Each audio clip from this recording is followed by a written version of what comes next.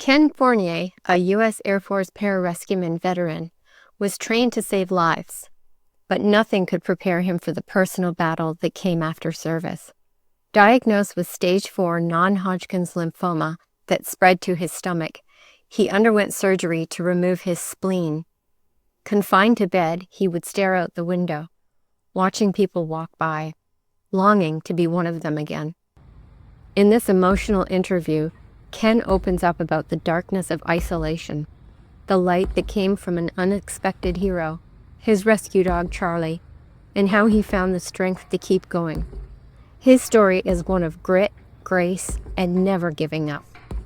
Ken Fournier, I'm an Air Force pararescue veteran of 13 years, and another 14 years or so after that in the one of the government 3-letter agencies. This is my boy Charlie, and I also had stage 4 lymphoma cancer. Well, actually, the first sign that I thought something was wrong, I didn't know what it was. I happened to be over in Malaysia with my FBI buddy. We were in business together. We had designed a big special rescue / assault ladder truck. Unlike the fire trucks or the skinny little ladder, this had a big, broad, 7-foot wide staircase, and it automated, go up to the different heights to airplanes or buildings or whatever it was. And we've been working on it for several years. And one of the things you can do on this truck is, because it's like 30 feet in the air, this big ladder, and there's a thing we do called a fast rope, and it's a big fat rope, and you'll see it in helicopters a lot of times, and the military will slide down the fast rope like a pole to get into somewhere really quick. So we had demonstrated the fast rope to the guys on the ground, and they did that. And then one of the young guys thought he was smart, and he challenged me to a hand over hand climb back up this big rope ladder, up 30 feet in the air, up the ladder. And so we went at it, and because there's 2 ropes actually side by side, and we went up, and amazingly, I guess everybody's surprised, I beat him up the ladder. And they're calling out to him, asking him, "Hey, how old are you?" And the guy said he's 27 years old. And he asked me how old I was, 61, I think, at the time. So they got a good chuckle out of that. But after that was over, I felt like I thought maybe I had pulled a rib muscle or something, because I felt a little twinge in my ribs. It was a little tender. Just thought I pulled a muscle. And went about, the rest of the week there, training and all that, and I got back home, and it was still there. It was still bugging me. So I went, did the usual thing. Just got a massage, sat in a hot tub, tried stretching it, tried resting it, and then it didn't seem to be going away. It was just there. And another week or 2 goes by, and started having some acid reflux too at the same time. And then I was at work with a friend of mine who said he had similar symptoms. He was having some acid, stomach acid and all that, and he actually had a hiatal hernia. So, well, maybe it's that. I didn't know what else. And after a couple of weeks, I go, well, let me try something. So I go on a 7-day fast. This is just prior to 23, Thanksgiving of 23. I took the week prior to that, I did a 7-day fast, just water, to see if I could clear up the acid problems in my stomach. And I went back to eating after the 7 days, and the stomach acid problem came right back. And the following week, I was on the job again with the same guy, and my boss at the time said, "Hey, you're starting to wheeze a little bit. You ought to go get checked." So that's when I finally said, well, if it is a hiatal hernia, I looked it up, checked it out. It's not anything I can really fix myself by self-care, so I'll have to go get checked out. So I went up to the hospital and sat around for multiple hours. And actually, it was 2 times. I went up, it was like a Friday evening, and sat in, close to where we were working, sat in the hospital for 4 or 5 hours, and they never even got to take a look at me. And I finally got up and left. And then the next morning, I went into a hospital that was closer to where I was living, over at Cedar Sinai, and because it was still bothering me. So I went in there and sat and waited, and they finally checked me out. And when the doc came out, he goes, well, we're going to have to talk about this, because he brought out actually a container of fluid, which was like 1.5 quarts of fluid that he said he just took out of my left lung.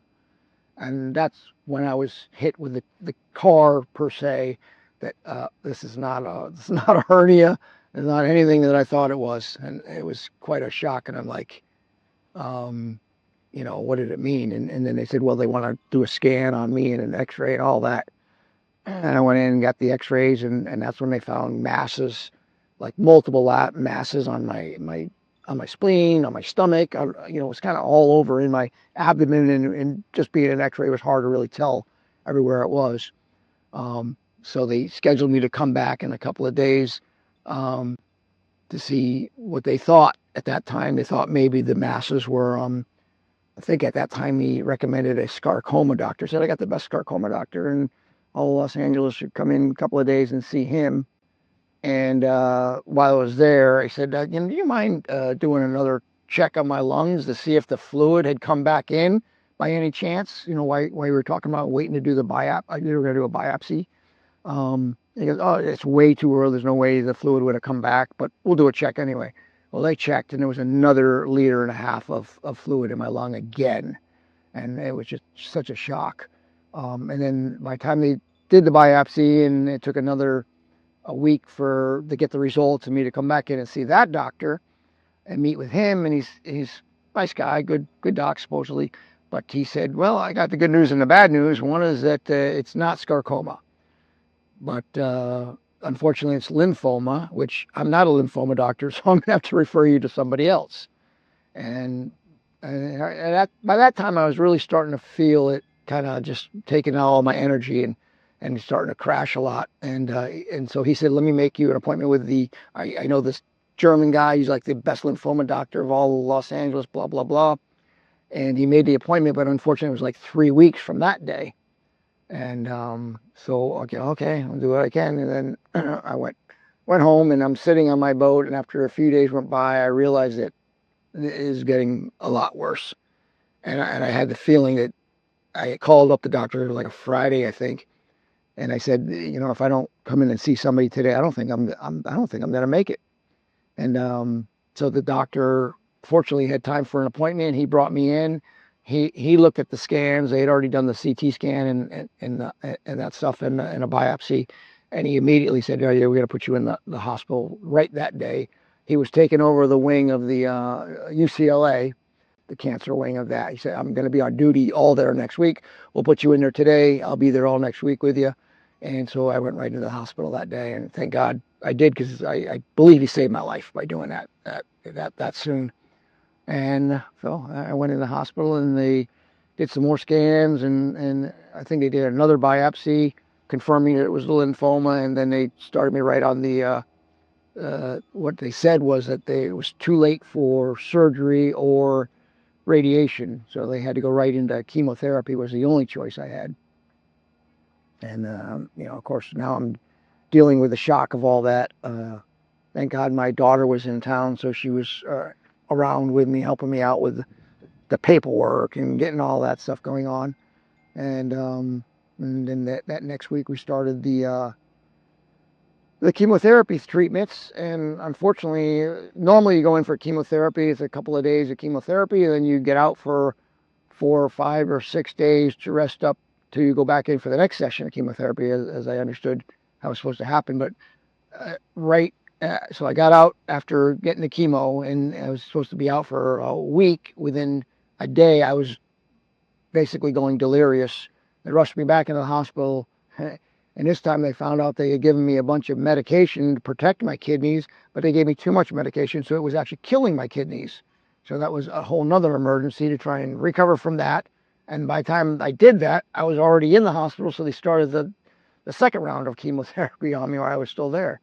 And per se, every time I got out for a break, something else would happen. The next time was a blood infection. The next thing was something, some other kind of infection. Almost every break I was supposed to have, I never got, because it went right into another huge problem. And as my body's deteriorating from not only the chemo but the cancer too, I was losing weight. I was having all kinds of problems, and somewhere in the middle of that, they decided that the cancer had attacked my spleen. My spleen was gone, from what they said, and then there was a hole eaten through my intestines that ate through my stomach that ate into my spleen. So what they wanted to do was they didn't want to go in there and start cutting away anything. They wanted to just get me off of all food and anything that might irritate it, and hopefully let that settle down before they did any kind of, they wanted to get the chemo and let that do its job before they did any kind of removal of stuff. So they set me up with an ostomy bag, which is basically my intestines on one side of my body, exited there. And then for the next 8 months, I lived out of a feeding tube. And they had to feed me fluids through the tube and live off of that. And in the meantime, I still had the fluids in my lung that first week or two, so I actually had to have a chest tube coming out the back of me. So I had 2 tubes going in the front and an ostomy bag, and then a tube coming out the back side of me. So it was quite a shocker, and it took a lot out of me. But we kept going at it, and the treatment's all I could do. So I didn't know what else, to do at that point. And I get inundated, of course, by people who care about me and everybody sending me notes and emails and stuff about all these different, everybody's heard of some kind of a cure for cancer, one pill, one this, one that, and I got, completely overwhelmed with, love everybody for sending me that, trying to help, but at the same time, it's like, it's so many things you can't, I didn't have the faculties to do any kind of research or on all the different things that were out there anyway. I mean, who knows at that point, you're just barely surviving. And my body was deteriorating quickly. Living off that tube, some of the things that were bemuddling me in the hospital, I'm trying to survive, but yet I looked at the ingredients on the jug of food that they're pouring in this tube that they're feeding me with, and the number one ingredient was canola oil. And I'm like, canola oil? How am I supposed to live on? Everything I've heard in modern day is that these seed oils are just horrendous for you, and sugar and all this other crap. So I, luckily, with my daughter, started to try to ask for anything better than those kind of ingredients, and eventually got around to saying, oh, well, we can't do anything like that because insurance only pays for this or that, but we do have one that's kosher. Okay, well, what's in that? We took a look at that, and at least that one didn't have the canola oil in it. So I started using that ingredient to feed in the tube. And every once in a while, my daughter would sneak into the hospital with me a little tiny jar of apple juice because I was just so, like, you're not putting anything in your mouth. You're not supposed to swallow anything and all that. But I had to have something. She'd sneak me in a little bit of apple juice and these tiny little throat lozenges, Worthams. And I'd sneak those every once in a while, hide them in my drawer from the doctor. And so every day was a new trial, and they wanted me to get up and walk, and I had to actually have this tree with like 8 different bags of fluids and different things, and walk down the hallway with all the tubes hanging out of me and all this stuff, just to try and keep my body moving and have some kind of exercise. So that was my big thing, to be able to do that first once a day, then twice a day. And, if I was doing really good, then 3 times a day was a huge effort just to get out of bed and walk with all that stuff going down. I lost a lot of weight. It dropped all the way down to my normal body weight being about 180, dropped all the way down to 126 pounds, and pretty much became unrecognizable. Each time that I got out of the hospital for a short break and I was going back in, as my body wore down more and more, started losing my hair, my teeth turned black. All my friends thought that was it. And every time I went back in for, especially one of the emergencies with the blood infections and stuff, they thought that was it. I'm not going to make it. He's not coming back this time. But each time I rallied and I was able to endure it and keep going. Amazing.